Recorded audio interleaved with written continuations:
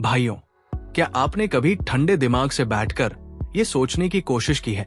कि जिस शिरडी के साईं बाबा के जीवन को लेकर आज देश भर में अनगिनत दावे, परस्पर विरोधी तर्क और तीखे विवाद देखने को मिलते हैं, उनके जीवन के उस सबसे गूढ़, विवादास्पद और अनसुलझे ऐतिहासिक पहलू का असली सच क्या है? कि क्या वे कभी अपने जीवन काल में मक्का मदीना गए थे? क्या उन्होंने इस्लाम के सबसे अनिवार्य स्तंभ यानी हज को आधिकारिक तौर पर पूरा किया था?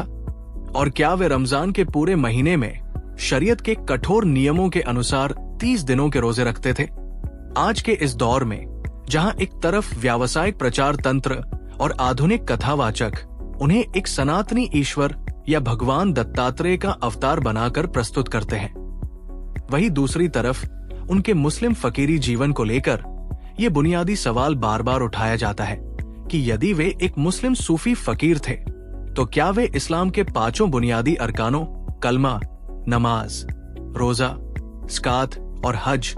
का उसी प्रकार अक्षरशः पालन करते थे जैसा एक पारंपरिक शरीयतनिष्ठ मुसलमान करता है? आज द सनातन सीक्रेट्स के इस विशेष महा एपिसोड में हम बिना किसी पूर्वाग्रह, मनगढ़ंत लोक कथाओं, अंधविश्वास या भावुकता के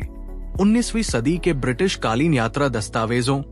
बॉम्बे प्रेसिडेंसी के गजेटियर्स, श्री साई सच्चरित्र के मूल प्रसंगों और तत्कालीन प्रत्यक्षदर्शियों की डायरियों के आधार पर इस पूरे विषय का अत्यंत धीमे, विस्तृत, तर्कसंगत और बेबाक रूप से विश्लेषण करेंगे। इस महावीडियो को अंत तक बहुत ही शांत मन से पूरा सुनना, क्योंकि आज आपको वो ऐतिहासिक, दस्तावेजी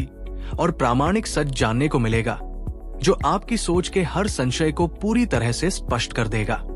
शुरुआत करते हैं सबसे पहले उस प्राथमिक और ऐतिहासिक सवाल से कि क्या साईं बाबा कभी मक्का मदीना गए थे और क्या उन्होंने औपचारिक रूप से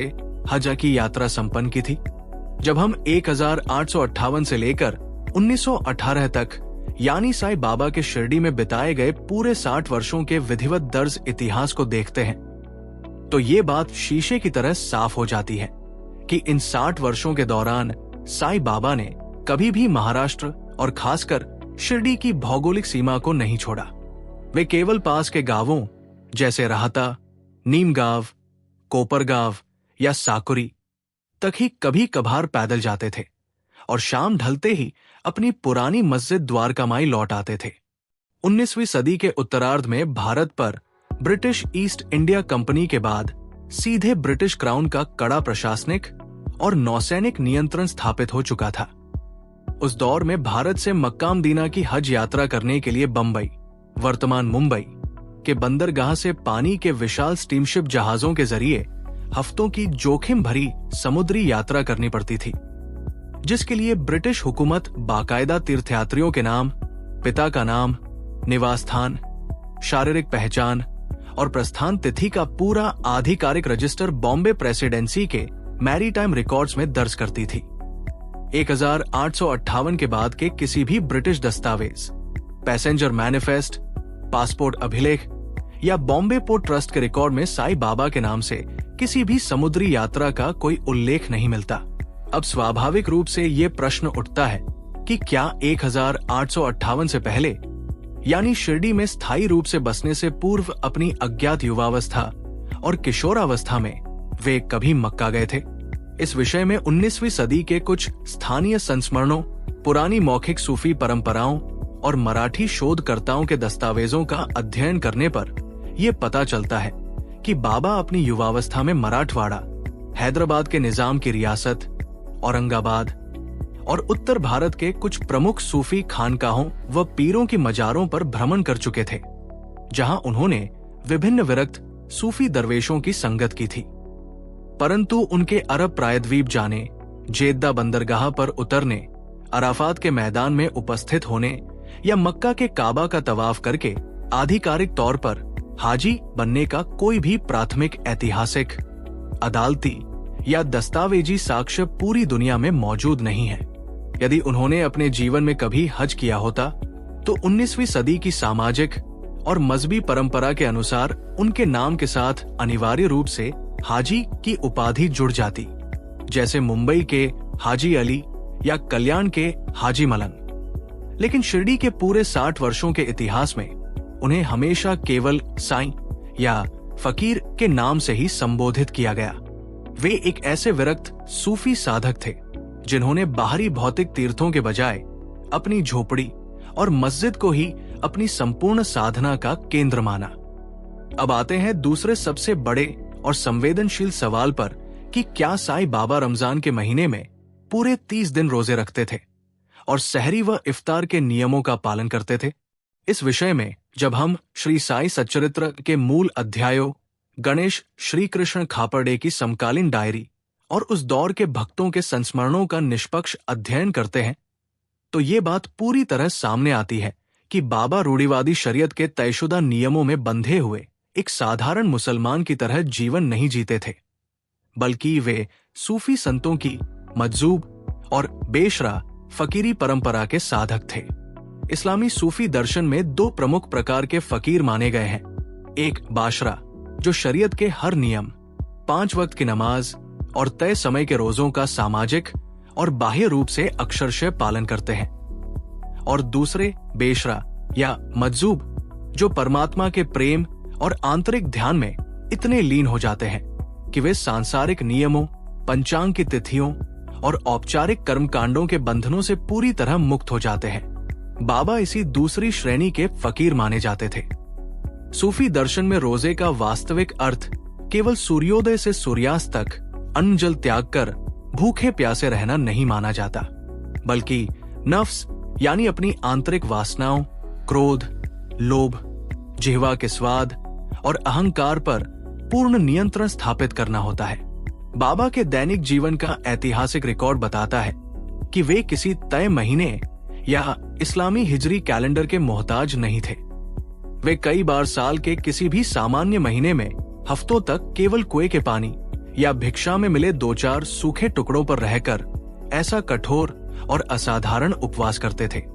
जो किसी भी सामान्य मनुष्य की शारीरिक क्षमता से बाहर था। वहीं दूसरी तरफ रमजान के पवित्र दिनों में भी वे अपनी मस्जिद के दालान में खुद बड़ी हांडी में मटन, दाल या मीठा पुलाव पकाते थे और मस्जिद में आने वाले फकीरों, दरवेशों, निर्धन ग्रामीणों और यहाँ तक कि गली के आवारा कुत्तों को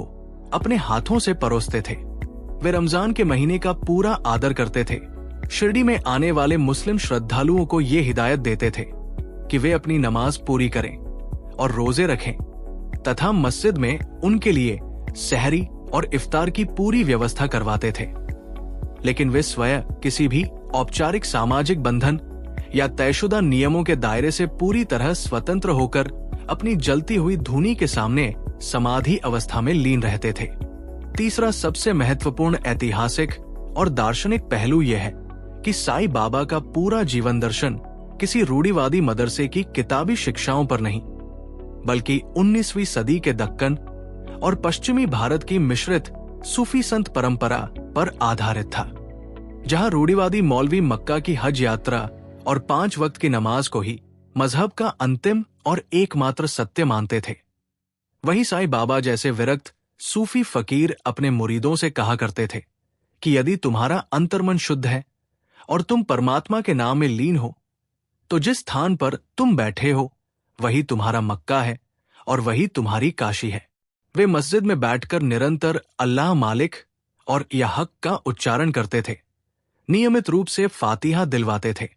और मुहर्रम पर ताजिए व संदल निकालने का पूरा प्रबंध करवाते थे। लेकिन उन्होंने कभी बाहरी तीर्थों, भौगोलिक यात्राओं या औपचारिक कर्मकांडों को आत्म कल्याण का एकमात्र मार्ग नहीं बताया। यही कारण था कि वे न तो पूरी तरह से एक रूढ़िवादी मौलवी के संकीर्ण ढांचे में फिट बैठते थे और न ही किसी वैदिक सनातनी सन्यासी की परंपरा में।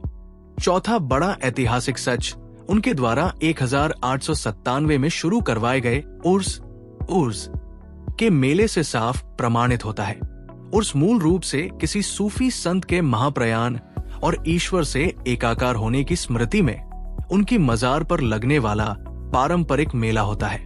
बाबा ने शिरडी के ग्राम वासियों के सहयोग से इस सालाना मेले की शुरुआत करवाई थी, जिसमें कव्वालियां गाई जाती थी, संदल का लेप लगाया जाता था और मुस्लिम फकीरों को भोजन कराया जाता था। बाद में 1912 के आसपास इसी उर्स के दिन हिंदुओं के पावन पर्व रामनवमी के उत्सव को भी उसी मस्जिद के प्रांगण में मनाने की अनुमति दी गई। जो लोग ये दावा करते हैं कि बाबा पूरी तरह से अरब की कट्टर इस्लामी शरीयत पर चलते थे, या जो ये दावा करते हैं कि वे एक सनातनी अवतार थे, वे दोनों ही इतिहास के इस साझा, स्थानीय और अनूठे स्वरूप को अनदेखा कर देते हैं। बाबा ने अपने पूरे जीवन में किसी विदेशी तीर्थ, चाहे वो मक्का हो या मदीना, को महत्व देने के बजाय अपनी उसी जर्जर मस्जिद द्वारका माई को अपनी तपोभूमि बनाए रखा और वही अपनी धूनी के सामने 15 अक्टूबर 1918 को अंतिम सांस ली। पांचवा और सबसे गंभीर पहलू यह है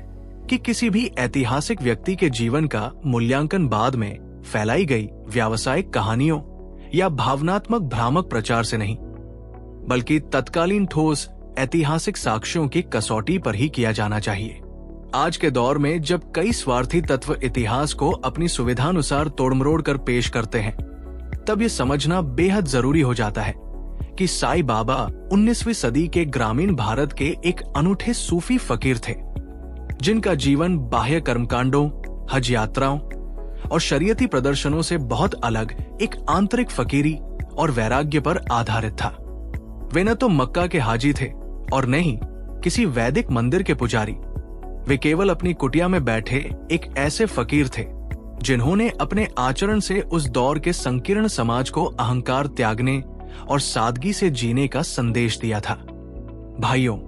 इन सभी ऐतिहासिक दस्तावेजों, ब्रिटिश यात्रा रजिस्टरों, गजेटियर्स और श्री साईं सच्चरित्र के गहन अध्ययन से ये निष्कर्ष पूरी तरह स्पष्ट हो जाता है कि साईं बाबा कभी मक्का मदीना नहीं गए और न ही उन्होंने कोई आधिकारिक हज यात्रा की। जहां तक रमजान के रोजों का सवाल है, वे शरीयत के औपचारिक नियमों के तहत नहीं, बल्कि एक विरक्त सूफी दरवेश के रूप में अपनी आत्मिक प्रेरणा से कठोर तपस्या, संयम और उपवास का जीवन जीते थे। किसी भी ऐतिहासिक व्यक्तित्व को उसकी वास्तविक पृष्ठभूमि, उसकी सूफी फकीरी जीवन शैली और तत्कालीन 19वीं सदी के सामाजिक संदर्भ में ही समझा जाना चाहिए, न कि बाद में गढ़ी गई अतिशयोक्तिपूर्ण या मनगढ़ंत कथाओं के आधार पर। भाइयों, अगर आपको ऐतिहासिक साक्ष्यों, ब्रिटिश रिकॉर्ड्स और निष्पक्ष तथ्यों पर आधारित ये अत्यंत विस्तृत, गहरा और आंखें खोल देने वाला विश्लेषण पसंद आया हो, तो कमेंट बॉक्स में अपने विचार पूरी शालीनता व निष्ठा के साथ जरूर साझा कीजिए। इस वीडियो को अपने सभी मित्रों, परिजनों और सनातनियों के साथ ज्यादा से ज्यादा शेयर कीजिए, ताकि इतिहास के इन अनसुलझे विषयों पर फैली भ्रांतियां पूरी तरह दूर हो सकें।